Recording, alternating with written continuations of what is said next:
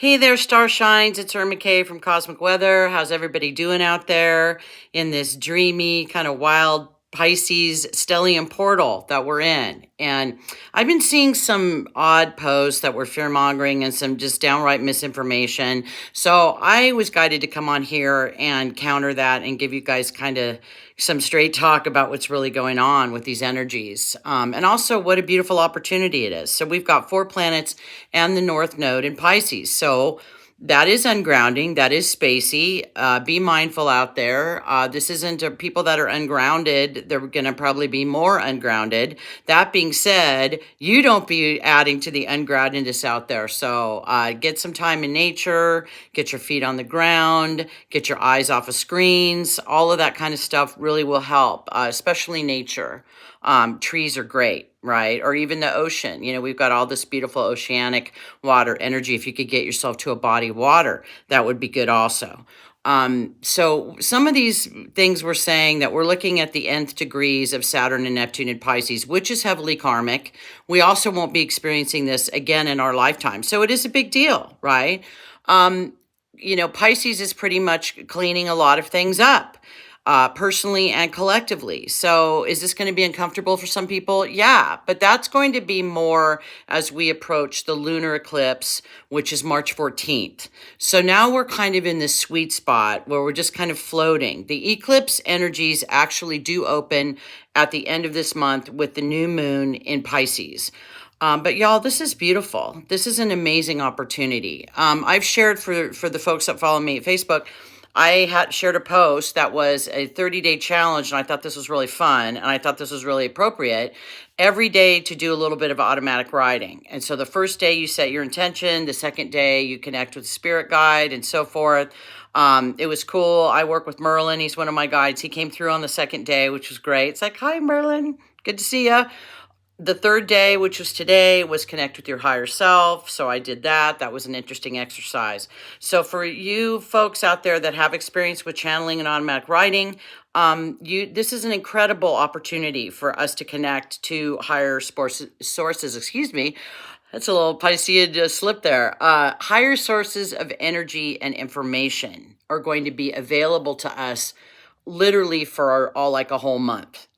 Like the end of starting now all the way actually till like the 21st. So it's 30 days. So we're looking at 30 solid days of being in this powerful window with healing energy available, with transformational energy available. It's also important to mention that this big stellium, and a stellium is multiple planets traveling together in the same sign, just to use a little astro lingo if you're not familiar with that. That's what a Pisces stellium is, because we've got this big grouping of energy. So it's traveling with the North Node. The North Node has to do with destiny. It has to do with karma. It has to do with our future. And we're talking about the people, the collective. So we know we're being bombarded with all kinds of garbage, like 24/7. It never stops. So this would be a really, really good time to be online less, to do digital detox. I plan on doing one. I'm doing my event for the lunar eclipse. And if anybody's interested in that, I recommend you sign up www.irmak.com to get on the mailing list. I do these events, cosmic weather events, every month. That's the next one. It's going to be March 14th for the lunar eclipse. It's going to be, as I like to say, chef's kiss, lit. It's going to be lit, y'all.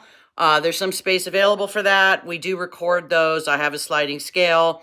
$22 to $44 for anybody that would like to attend those. All we ask is that you're an adult with meditation experience. You don't have to be a pro. Just need to, have an open heart, a willingness to join in, and we get on the magic carpet and we go. We have a lot of fun with these. So that's a little plug for that, a little bit of housekeeping stuff for that. But back for this. It's really vital that we connect through our hearts, that we stay in a positive place, that we don't get pulled into the muck, because that's the thing about Pisces. Since it rules the astral, there's various levels, right? There's, as I put it, there's some towns that you just don't want to drive through. You just want to keep on going, if you know what I mean. So this is a thing to, yes, be aware. Of course, you're going to be aware like you always are. But this fear mongering stuff, I don't appreciate it. And I don't think it's accurate. I choose to look at this as an incredible opportunity for us individually and collectively. So that being said, what can we do for the next 30 days? Be mindful of your space, be mindful of your energy. Anything you normally would do as a sensitive, empathic person. I joke and say lock down your sleep space. Well, I'm kind of not kidding. This is when we're vulnerable energetically. I, keep my space very clear. I have strategic crystals in my space. I do a little prayer, a little bit of prayer work and meditation before I go to sleep at night.